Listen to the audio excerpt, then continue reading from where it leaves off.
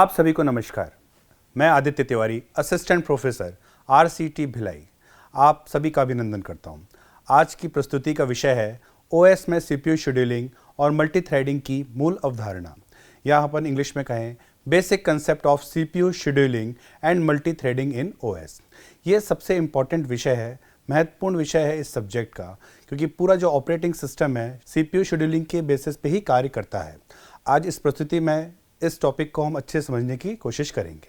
तो सबसे पहले CPU शेड्यूलिंग के मानदंड, basic criteria of CPU scheduling के बारे में हम समझते हैं।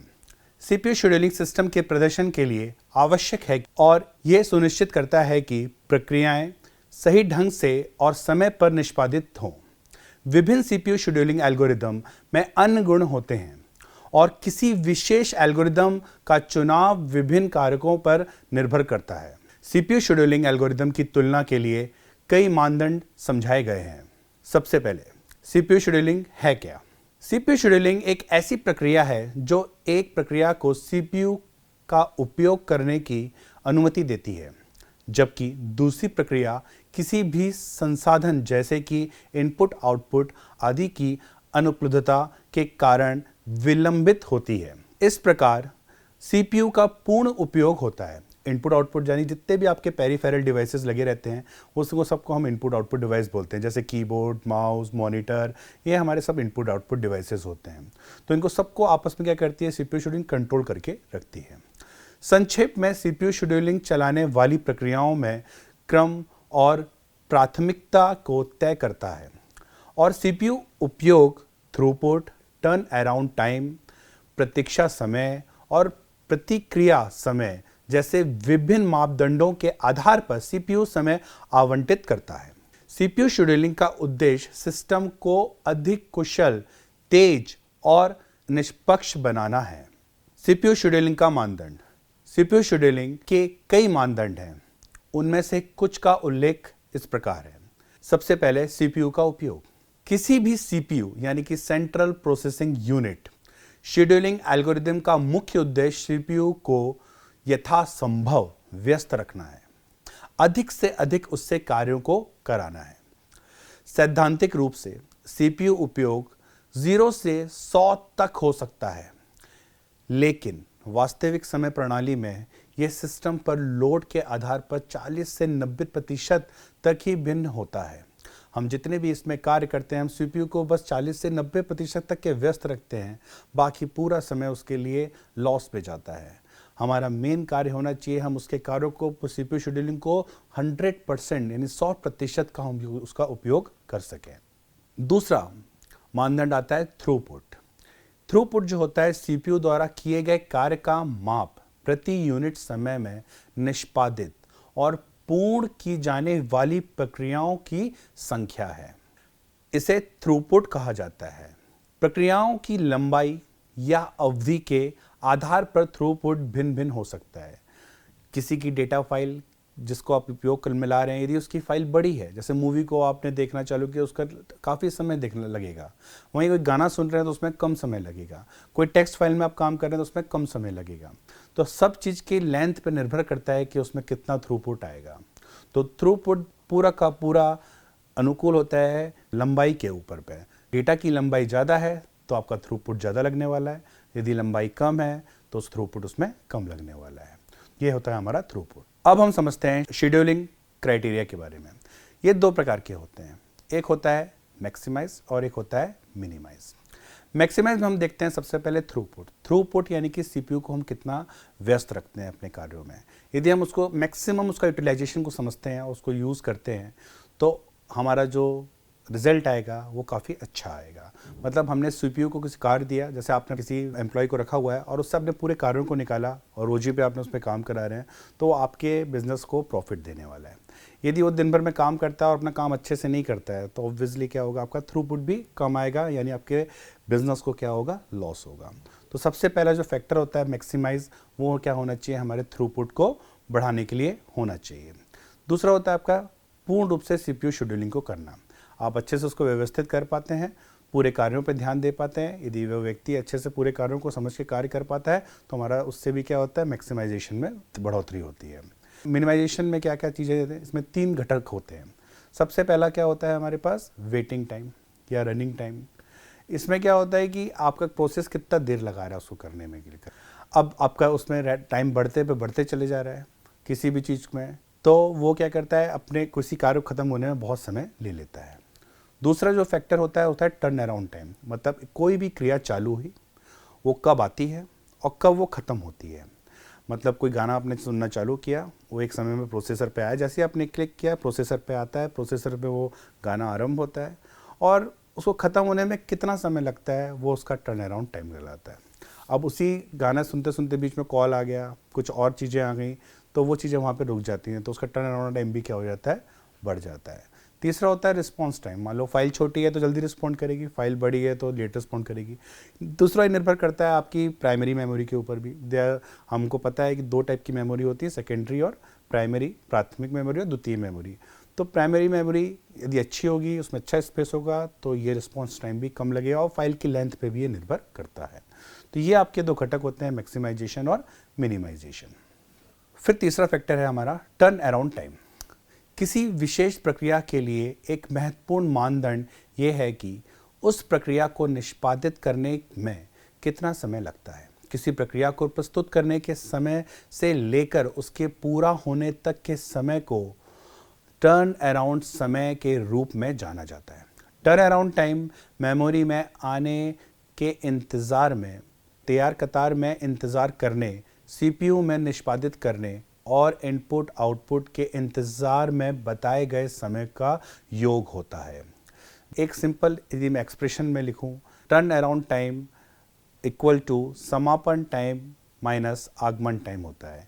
जो आपने जैसे फाइल को यूज़ किया, मान लीजिए आप कोई गाने की फाइल है आपने यूज़ करी, वो कब ख़त्म होती है और कब किस समय वो आती है। मान लीजिए 8 मिनट की फ़ाइल है, पर वो ख़त्म होती है 10 मिनट पे और वो आती है पहले मिनट पे, मतलब 2 मिनट कहीं बीच में क्या हुआ, आपका कुछ ना कुछ कॉल आ गया, कुछ आ गई चीज़ आ गई होंगी जहाँ पे दिक्कतें आएंगी, जैसे टर्न अराउंड टाइम आपका क्या हो गया, बढ़ गया। तो कोई भी जो चीज़ आती है या फिर एक बार में ख़त्म हो गई तो 8 मिनट पूरे लगे, तो समापन टाइम यानी 8 मिनट हुआ, आगमन टाइम उसका पहला 0 या पहले मिनट पे चालू हुआ था, तो ये यदि इसको आपस में घटा देंगे, समापन में से आगमन को घटा देंगे, तो वो आपका टर्न अराउंड टाइम कहलाता है। फिर आता है वेटिंग टाइम, प्रतीक्षा समय। एक शेड्यूलिंग एल्गोरिदम निष्पादन शुरू होने के बाद प्रक्रिया को पूरा करने के लिए आवश्यक समय को प्रभावित नहीं करता है। यह केवल किसी प्रक्रिया के प्रतीक्षा समय को प्रभावित करता है, यानी किसी प्रक्रिया द्वारा तैयार कतार में प्रतीक्षा करने में बिताया गया समय। जैसे कि आप स्टेशन पे गए, आपकी जर्नी है, आप स्टेशन पे जाते हैं, ट्रेन आपकी आ रही है, पर ट्रेन क्या हो रही है, लेट हो रही है, तो वो आपके क्या करेगी, प्रतीक्षा समय को बढ़ाते चले जाएगी। वेटिंग टाइम आपका, आप ट्रेन कैंसिल नहीं कर सकते, ट्रेन छोड़ के नहीं, आपको वेट करना ही पड़ेगा यदि आपको अपनी जर्नी को कंटिन्यू करना है। तो जर्नी को आपको आगे बढ़ाने के लिए आपको प्रतीक्षा समय 5 मिनट विलंब है, आधा घंटा विलंब है, 2 घंटा विलंब है, आपको वेटिंग टाइम में इतना वेट आपको करना पड़ेगा और उस टाइम के बाद जब ट्रेन आएगी तो आप उसमें आराम से सफ़र कर सकते हैं। तो इसके लिए भी एक फॉर्मूला होता है प्रतीक्षा समय का, उसका फॉर्मूला होता है प्रतीक्षा समय equal to turn around time, मतलब जब को आ गई, माइनस विस्फोट समय यानी कि बस टाइम। उसको पूरा टर्न अराउंड टाइम में से कितना समय उसको पूरा अपने काम करने में लगा, ठीक है, उतना ट्रैवल करने में कितना समय उसने काम किया, पर्टिकुलर एक फाइल ने कितना समय काम किया, वो उसका बस टाइम कहलाता है। और बस टाइम को मैं माइनस करता हूँ टर्न अराउंड, मतलब कुल समय से मैं माइनस कर देता हूँ। मान लो सपोज कोई फाइल है आपने चालू करी, आप देख रहे हो, जैसे मैं एग्जांपल दिया, जैसे कि आपने गाना सुन रहे हो, गाना 8 मिनट का है बट उसका टर्न अराउंड टाइम 10 मिनट हो गया, पर गाना तो 8 ही मिनट का था। 10 में से जो 8 मिनट की जो फाइल थी, 2 मिनट का जो वो हुआ गैपिंग आया, मतलब कुछ ना कुछ क्या बीच में अवरोधक आए होंगे, वो अवरोधक को हटा दें, और अवरोधक को हटाएंगे तो गाना पूरा पूर्ण रूप से कितने देर चला, वो 8 मिनट ही चला। तो विस्फोट जो टाइम होता है, या मैं बस टाइम जो बोलता हूँ, उसको मैं 8 ही मिनट बोलूँगा, पर टर्न अराउंड टाइम चेंजेस हो सकते हैं, वो जितने अवरोधक बीच बीच में आएंगे उस पर डिपेंड करता है। तो 10 मिनट में से 8 मिनट को मैं हटा दूंगा, तो मतलब प्रतीक्षा समय कितना रहा, 2 मिनट का रहा। जैसे ट्रेन का मैंने एग्जाम्पल लिया था, ट्रेन का गति उतनी है, आपका सब कुछ उतनी है, मतलब बीच में ऑब्स्टिकल्स आ गए, बीच में कुछ दिक्कतें आ गई, फाटक खुला था, कुछ जानवर आ गया, कोई चीज़ें आ गई, तो ट्रेनों में क्या हो, गति भी कम हो गई, ट्रेन रुक गई, तो आपका वेटिंग टाइम क्या हो गया, डिस्टेंस तो उतना ही है, पावर वही है, बट क्या हो गया, आपका वेटिंग टाइम को उसने बढ़ा दिया।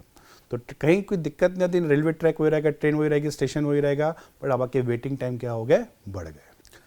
अब बात करते हैं रिस्पॉन्ड टाइम की, यानी कि प्रतिक्रिया समय की। एक इंटरैक्टिव प्रणाली में टर्न अराउंड समय सबसे अच्छा मानदंड नहीं है।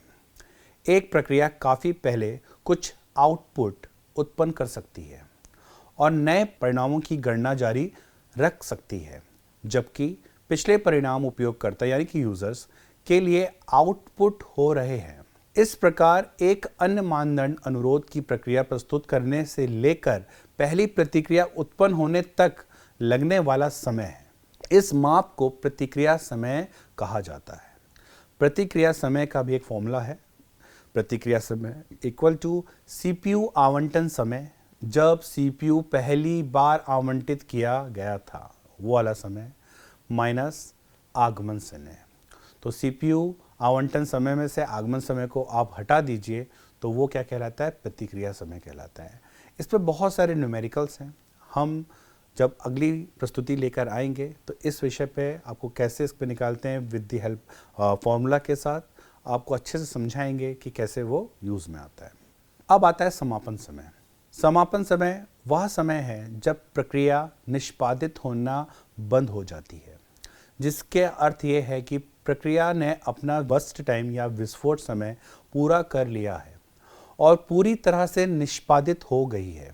इसको बोलते हैं हम समापन समय, मतलब उसने पूरा अपना कार्य को पूरा अच्छे से कर लिया है, तो वो कार्य कहलाता है समापन समय कहलाता है। अब आता है प्राथमिकता। कई बार ऐसी आती है कि बहुत सारे चीज़ें एक साथ आ जाती हैं, अब मैं किसको पहले दूं, मतलब सब एक टाइप के आ गए तो मैं किसको पहले रिस्पॉन्ड करूं, तो उसको हम देखते हैं वहाँ पे प्रायोरिटी में हम सेट करते हैं। इसको हम लोग हिंदी में बोलते हैं क्या? प्राथमिकता। यदि ऑपरेटिंग सिस्टम प्रक्रियाओं को प्राथमिकता देता है तो शेड्यूलिंग तंत्र का उच्च प्राथमिकता वाली प्रक्रियाओं का पक्ष लेना चाहिए। फिर आता है पूर्वानुमान। किसी दी गई प्रक्रिया को समान सिस्टम लोड के तहत हमेशा लगभग समान समय में चलना चाहिए। अब हम बात करते हैं विशिष्ट स्थितियों के लिए सही सीपीयू शेड्यूलिंग एल्गोरिदम के चयन करने का महत्व के बारे में। सही सीपीयू शेड्यूलिंग एल्गोरिदम चुनना महत्वपूर्ण है क्योंकि अलग अलग एल्गोरिदम की अलग अलग सीपीयू शेड्यूलिंग मानदंडों के लिए अलग अलग प्राथमिकताएं होती हैं। अलग अलग एल्गोरिदम की अलग अलग ताकत और कमजोरियां होती हैं। किसी भी स्थिति में गलत सीपीयू शेड्यूलिंग एल्गोरिदम चुनने से सिस्टम की प्रदर्शन खराब हो सकता है। आपके पास बहुत सारी टेक्निक हैं, बहुत सारे एल्गोरिदम हैं, बट हर एल्गोरिदम हर एक केस स्टडी के लिए, मतलब हर एक समस्या के लिए सॉल्व तो कर सकता है, पर क्या उसके लिए वो ठीक हो सकता है? ये ज़रूरी नहीं है। तो वो डिपेंड करता है उसके टर्न अराउंड टाइम के ऊपर। जो जितना कम समय में अपना पूरे काम को ख़त्म कर लेता है जो एल्गोरिदम, वो उस पर्टिकुलर समस्या, उस निश्चित समस्या के लिए सॉल्यूशन कहलाता है। उदाहरण के तौर पे यहाँ सीपीयू शेड्यूलिंग एल्गोरिदम के कुछ उदाहरण दिए गए हैं जो विभिन्न स्थितियों में अच्छा काम करते हैं, जैसे कि राउंड रॉबिन शेड्यूलिंग एल्गोरिदम समय साझाकरण प्रणाली में अच्छी तरह से काम करता है जहां कार्यों को कम समय में पूरा करना होता है। दूसरा होता है एसजेएफ शेड्यूलिंग एल्गोरिदम एक बैच प्रोसेसिंग सिस्टम में सबसे अच्छा काम करता है, जहां थ्रूपुट बढ़ाने के लिए जो छोटी जॉब पहले पूरा करना पड़ता है, यानी कि शॉर्टेस्ट जॉब फर्स्ट। नाम ही है इसका एसजेएफ, यानी कि शॉर्टेस्ट जॉब। जो लंबाई में छोटी होगी उसको मैं पहले प्राथमिकता दूंगा। प्राथमिकता शेड्यूलिंग एल्गोरिदम वास्तविक समय प्रणाली में बेहतर काम करता है, जहां कुछ कार्यों को प्राथमिकता देनी होती है ताकि उन्हें एक समय में पूरा किया जा सके। सीपीयू शेड्यूलिंग एल्गोरिदम को प्रभावित करने वाले कारक। ऐसे कई कारक हैं जो सीपीयू शेड्यूलिंग एल्गोरिदम की पसंद को प्रभावित करते हैं। इनमें से कुछ इस प्रकार है: प्रक्रियाओं की संख्या, प्रसंस्करण समय आवश्यक है, कार्यों की तात्कालिकता, सिस्टम आवश्यकताएं। सही एल्गोरिदम का चयन ये सुनिश्चित करेगा कि सिस्टम संसाधनों की कुशलतापूर्वक उपयोग करेगा, उपयोगिता बढ़ाएगा और उपयोगकर्ताओं को संतुष्टि में सुधार करेगा। ये हमारा महत्वपूर्ण कार्य होता है। सीपीयू शेड्यूलिंग कई प्रकार के होते हैं। सबसे पहला FCFS पहले आओ पहले पाओ, जो आएगा पहले उसको पहले प्रायोरिटी दी जाएगी। रेलवे काउंटर में आप टिकट लेने के लिए गए, आप पहले पहुंच गए तो आपको पहले प्रायोरिटी दी जाएगी, जो बाद में आएगा उसको बाद में प्रायोरिटी देगी। तो फर्स्ट कम फर्स्ट सर्व या पहले आओ पहले पाओ। दूसरा आता है सबसे छोटा काम पहले, यानी कि SJF, यानी कि शॉर्टेस्ट जॉब फर्स्ट। सब आएंगे, सब बहुत सारी लेंथ को लेके आएंगे, उसमें सबसे छोटी लेंथ जो होगी जिसका भी, उसको पहले प्राथमिकता दी जाएगी यदि वो पर्टिकुलर SJF एल्गोरिदम में वर्क कर रहा है तो। तीसरा आता है LJF, यानी कि लॉन्गेस्ट जॉब फर्स्ट है, सबसे लंबी वाली जॉब को प्रथम प्राथमिकता। अब बहुत सारे आपके पास फिर से जॉब्स आई, कोई 10 मिनट का लेके आई, कोई 5 मिनट का, कोई 8 मिनट का, पर 10 मिनट सबसे ज़्यादा, तो मैं पहले प्राथमिकता उसको दूंगा। फिर आता है प्राथमिकता निर्धारण, यानी कि प्रायोरिटी।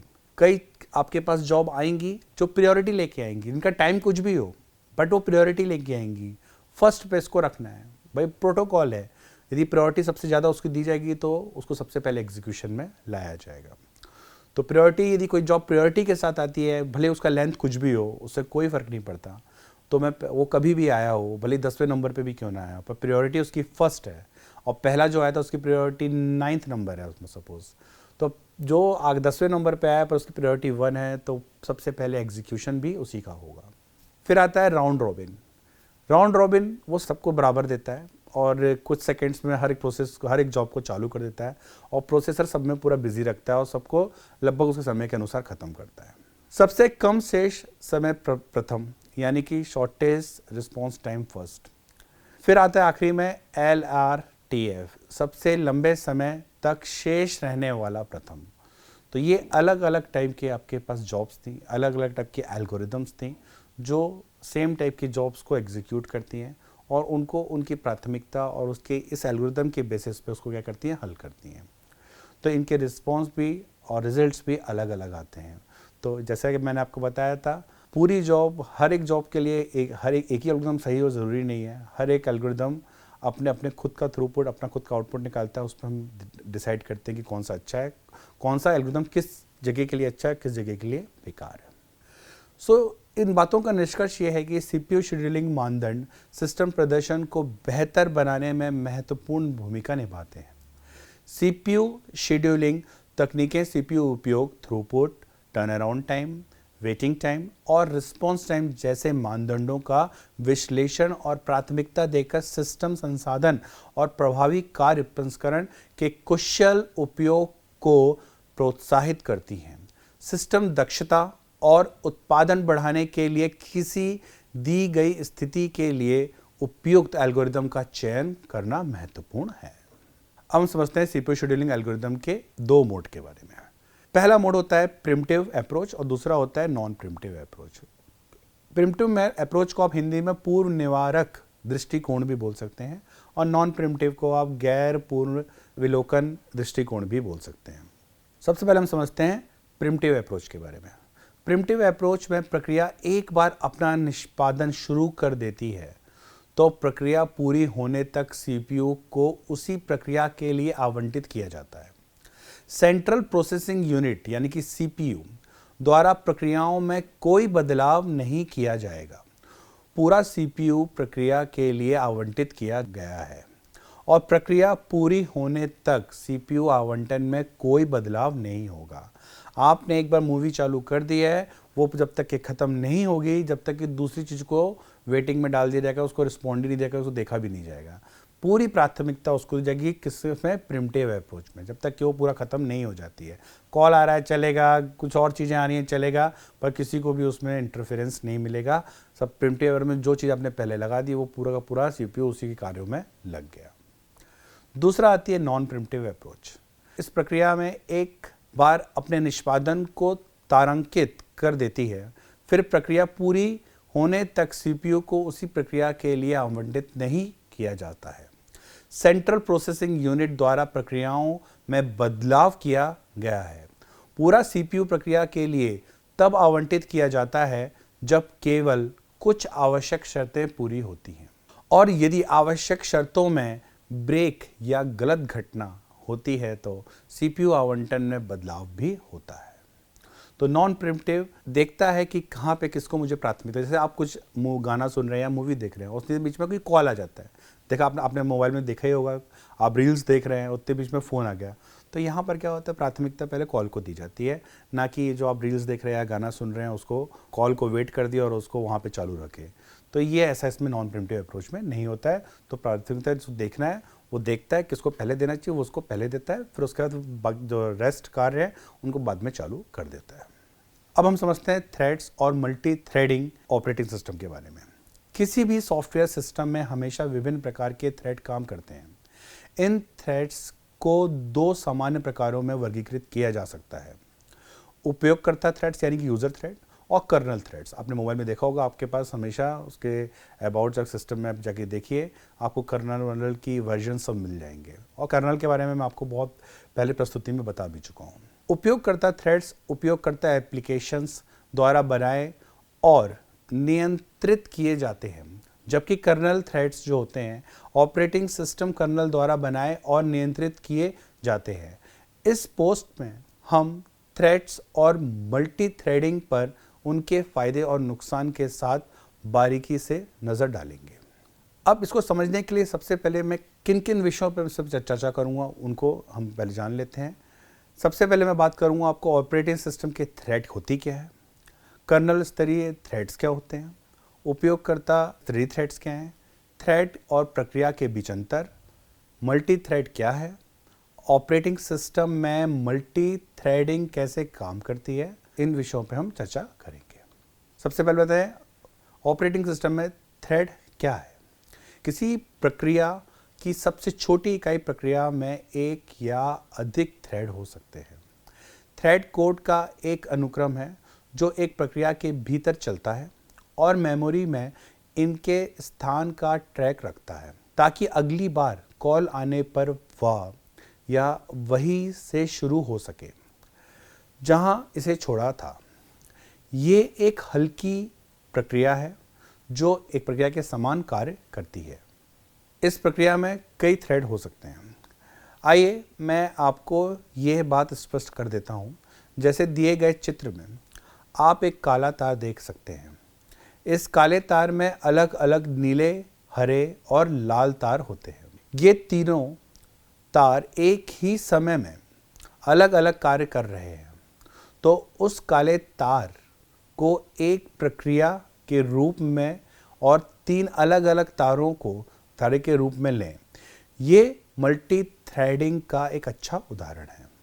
थ्रेड्स एक ऐसा तरीका है जिससे ऑपरेटिंग सिस्टम कई कार्यों को संभालता है, जिन्हें आप एक ही समय में करने के लिए कह सकते हैं। एक आदर्श दुनिया में ऑपरेटिंग सिस्टम इन सभी कार्यों को एक साथ करने में सक्षम होगा, लेकिन यह हमेशा संभव नहीं है। चल रहे सभी प्रोग्राम एक साथ जुड़े हुए हैं, जिसका अर्थ यह है कि वे सभी समानांतर में चल रहे हैं। इससे कार्यक्रमों के लिए एक दूसरे के खिलाफ काम करने के बजाय एक टीम में, एक समूह के रूप में मिलकर काम करना संभव हो जाता है। एक उदाहरण तब है जब आप बहुत सारे डेटा के साथ काम कर रहे हैं। यदि आप फाइल को एक चरण में खोलने का प्रयास करते हैं तो इसमें काफ़ी समय लग सकता है। थ्रेड्स का उपयोग करके आप डेटा को छोटे छोटे टुकड़ों में विभाजित कर सकते हैं और उन्हें एक एक करके खोल सकते हैं। इस तरह कार्यक्रम अधिक तेजी से समाप्त हो सकेंगे। अब हम समझते हैं ऑपरेटिंग सिस्टम में थ्रेड्स की जांच कैसे करें। सबसे पहला कार्य प्रबंधक को खोलें, दूसरा प्रदर्शन टैब चुनें, तीसरा प्रक्रियाओं के विज्ञापन थ्रेड देखें। जैसा कि आपको इस चित्र में दिख रहा है, इसमें आप देख सकते हैं कि चलने वाली प्रक्रियाओं की संख्या 158 यानी कि 158 है और चलने वाले थ्रेड्स की संख्या 2261 यानी कि 2261 है। अन्यथा आप प्रक्रिया का नाम भी देख सकते हैं। इसके सिवा आपको CPU, memory, disk, ethernet, wifi, ये सब की आपको इन्फॉर्मेशन यहाँ से मिल जाती है। क्या रिस्पॉन्डिंग कर रहा है, कितना सीपीयू को आपने बिजी रखा है, वो सब भी आपको यहाँ से मालूम पड़ जाता है। कौन सी फाइल कहाँ पर है वो भी सब आपको मालूम पड़ जाता है। ठीक है, कौन सी फाइल का रिक्वेस्ट आ रहा है, कौन सी फाइल यूज में आ रही है, कौन सी फाइल अनयूज में आ रही है, कौन सी राइट कर रही है, कौन सी रीड कर रही है, ये सब इसमें हमको मालूम पड़ जाता है। प्रोसेस पर क्लिक करते ही आपको ये वीडियो दिखाई देगा। आपको थ्रेड आईडी, संदर्भ, स्विच आदि जैसे सभी विवरण मिलेंगे। अब हम समझते हैं कर्नल स्तरीय थ्रेड के बारे में। कर्नल स्तरीय थ्रेड सबसे निचले स्तर के थ्रेड होते हैं जिन्हें किसी ऑपरेटिंग सिस्टम में बनाया जा सकता है। इन्हें ऑपरेटिंग सिस्टम द्वारा नियंत्रित किया जाता है। कर्नल उपयोगकर्ता स्तरीय थ्रेड से अवगत नहीं है और उन्हें प्रबंधित करता है, जैसे कि वे एकल थ्रेडेड प्रक्रियाएं, सिंगल थ्रेडेड प्रोसेस थी।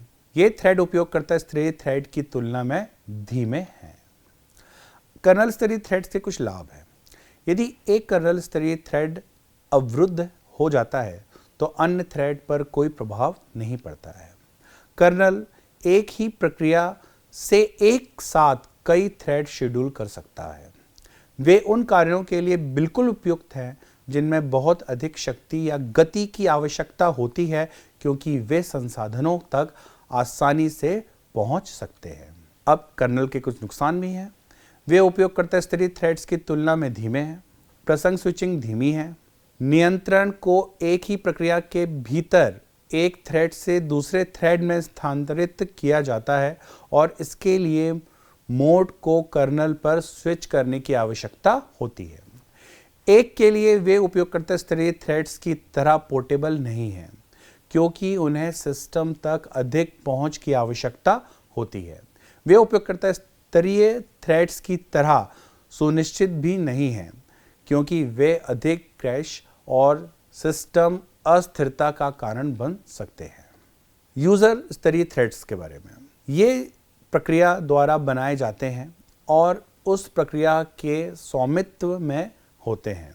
जब प्रक्रिया समाप्त हो जाती है तो उनके द्वारा बनाए गए धागे भी उनके साथ समाप्त हो जाते हैं। इस प्रकार के थ्रेडिंग का उपयोग करना आसान है और कम समय के कार्यों के लिए उपयुक्त है। उपयोगकर्ता स्तरीय थ्रेड्स के कुछ लाभ हैं, जैसे कि थ्रेड स्विचिंग के लिए कर्नल मोड विशेष अधिकारों की आवश्यकता नहीं है। यह किसी भी ऑपरेटिंग सिस्टम पर चल सकता है। उपयोगकर्ता स्तरीय थ्रेड में शेड्यूलिंग एप्लीकेशन विशिष्ट है। उपयोगकर्ता स्तरीय थ्रेड बनाने और प्रबंधित करने में तेज है। उपयोगकर्ता स्तरीय थ्रेड्स के कुछ नुकसान भी हैं, जैसे कि उपयोगकर्ता स्तरीय थ्रेड्स की स्थिति ये है कि वे बहुत लचीले नहीं होते हैं। यदि थ्रेड्स को होस्ट करने वाली प्रक्रिया क्रैश हो जाती है तो थ्रेड्स भी समाप्त हो जाएंगे। यदि आप अपने एप्लीकेशन को चालू रखने के लिए उन थ्रेड्स पर भरोसा करते हैं तो ये एक महत्वपूर्ण समस्या हो सकती है। इन थ्रेड्स को आमतौर पर लंबे समय तक चलने वाली कार्यों या अनुप्रयोगों के लिए अनुचित नहीं किया जाता है। उन प्रकार के कार्यों के लिए कर्नल स्तरीय थ्रेड एक बेहतर विकल्प होते हैं। अब हम समझते हैं मल्टी थ्रेडिंग क्या है। मल्टी थ्रेडिंग एक साथ कई कार्यों को निष्पादित करने की प्रक्रिया है। कंप्यूटर विज्ञान में मल्टी थ्रेडिंग किसी अन्य प्रोग्राम के समानांतर चलने वाले प्रोग्राम को संदर्भित करता है। इसका मतलब ये है कि दोनों प्रोग्राम एक ही समय में निष्पादन के अलग अलग थ्रेड पर निष्पादित हो रहे हैं। ये प्रोसेसर के अलग अलग कोर या अलग अलग प्रोसेसर पर एक साथ कई कार्य निष्पादित किए जा सकते हैं। जैसे आपको यहाँ पे इस चित्र में दिख रहा होगा, एक तरफ मैंने सिंगल थ्रेडेड प्रोसेस है, दूसरी तरफ मेरा मल्टी थ्रेडेड प्रोसेस है। सिंगल में आपके पास एक ही कोड है, एक ही डेटा है, एक ही फाइल है, एक ही रजिस्टर है, एक ही स्टैक है और एक ही थ्रेड है, और यहाँ पे एक सिंगल चल रहा है। यहाँ पे यही मैं यदि मल्टी थ्रेडेड बनाता हूँ तो कोड भी मेरे पास बहुत सारे हो सकते हैं। हर एक कोड रजिस्टर्स भी फिर बहुत सारे होंगे और स्टैक भी मेरे साथ बहुत सारे होंगे। ये सब क्या होंगे, साथ में एक साथ कार्य कर सकते हैं, जिसको हम लोग क्या बोलते हैं, मतलब एक ही समय में मैंने मल्टी थ्रेड प्रोवाइड कर दी। मैं गाना भी सुन रहा हूँ, मैंने टेक्स्ट में कुछ काम भी कर रहा हूँ, मैं चैटिंग भी कर रहा हूँ, तो एक साथ मैं कई कार्यों को कर रहा हूँ। ये मल्टी थ्रेड प्रोसेस में मेरा आ गया। वास्तविक जीवन परिदृश्यों में मल्टी थ्रेडिंग का उदाहरण ये है कि यदि आप अपने प्रोग्राम में कई फाइल खोलने का प्रयास कर रहे हैं तो हो सकता है कि आप पीछे चल रहे प्रोग्राम की प्रतीक्षा किए बिना इसे करने में सक्षम होना चाहें। यदि आप किसी डेटाबेस में डेटा संसाधित कर रहे हैं तो आप डेटा को सहकारी रूप से संसाधित करने के लिए थ्रेड का उपयोग कर सकते हैं। इन परिदृश्य में डेटा समानांतर में डेटाबेस में लिखा जाता है और फिर थ्रेड्स डेटा को वापस पढ़ते हैं, यानी कि रीड मोड। फाइल को डाउनलोड करना या उसे एक साथ देखना। वीडियो गेम मल्टी थ्रेडिंग पर आधारित होते हैं जहां बैकग्राउंड में ग्राफिक्स चलते रहते हैं। तो ऐसे कई सारे एग्जांपल्स हैं जो हम लोग डेली लाइफ में यूज़ कर रहे हैं और ये सब के सब जो है मल्टी थ्रेडिंग के कंसेप्ट के बेसिस पर ही है। ऑपरेटिंग सिस्टम में मल्टी थ्रेडिंग कैसे काम करती है? ऑपरेटिंग सिस्टम में मल्टी थ्रेडिंग को थ्रेडिंग लाइब्रेरी के उपयोग के माध्यम से क्रियान्वित किया जाता है। ये लाइब्रेरी प्रोग्रामर को एपीआई प्रदान करती है जिससे मल्टी थ्रेडेड प्रोग्राम बनाना आसान हो जाता है। थ्रेडिंग लाइब्रेरी थ्रेड को समकालिक रूप से चलाने के लिए आवश्यक सभी निम्न स्तरीय समन्वय का ध्यान रखती है। ये समन्वय आवश्यक है। मल्टी थ्रेडिंग के लाभ। मल्टी थ्रेडिंग सीपीयू को एक साथ कई कार्यों को निष्पादित करने की अनुमति देता है जो प्रदर्शन को बढ़ावा दे सकता है। मल्टी थ्रेडिंग किसी कार्य के पूरा होने की प्रतीक्षा में लगने वाले समय को कम कर देता है। मल्टी थ्रेडिंग किसी प्रोग्राम की स्केलेबिलिटी को बेहतर बनाने में मदद कर सकता है। इंटरेक्टिव एप्लीकेशन किसी प्रोग्राम के चलते रहने की अनुमति दे सकते हैं भले ही उसका कुछ हिस्सा अवरुद्ध हो या लंबा ऑपरेशन कर रहा हो जिसमें प्रतिक्रियाशील बढ़ती है। मल्टी थ्रेडिंग के कुछ नुकसान हैं। मल्टी थ्रेडिंग को लागू करना जटिल और चुनौतीपूर्ण हो सकता है। मल्टी थ्रेडिंग किसी प्रोग्राम की जटिलता को बढ़ा सकती है। मल्टी प्रोग्रामिंग त्रुटि प्रवण हो सकती है। मल्टी प्रोग्रामर्स को अपने प्रोग्राम के निष्पादन में अवांछित देरी या विखंडन लाए बिना मल्टी थ्रेडिंग क्षमताओं का उपयोग करने के लिए अपने कोड को सावधानीपूर्वक डिज़ाइन करना चाहिए। तो निष्कर्ष ये है, ये विंडोज़ ऑपरेटिंग सिस्टम में उपलब्ध विभिन्न प्रकार के थ्रेड्स हैं। जैसा कि आप देख सकते हैं कि उनमें से प्रत्येक का अपना अनूठा उद्देश्य है, इसलिए उनसे परिचित होना आवश्यक है। अब जब आप जानते हैं कि वे क्या हैं तो आप अपने कार्य प्रतिक्रियाएं या प्रक्रियाओं की सुव्यवस्थित करने और चीज़ों को अधिक कुशलता से पूरा करने के लिए उनका उपयोग करना शुरू कर सकते हैं। इस प्रेजेंटेशन में या इस प्रस्तुति में हमने थ्रेड्स और मल्टी थ्रेड्स पर उनके वास्तविक जीवन परिदृश्यों के साथ ध्यान केंद्रित किया है। ऑपरेटिंग सिस्टम पर अन्य ब्लॉगों के लिए कृपया हमसे जुड़े रहें। तो आज की इस प्रस्तुति में के लिए मैं आपसे धन्यवाद चाहता हूं और अगले एक नए विषय के साथ फिर से हम मुलाकात करते हैं। धन्यवाद।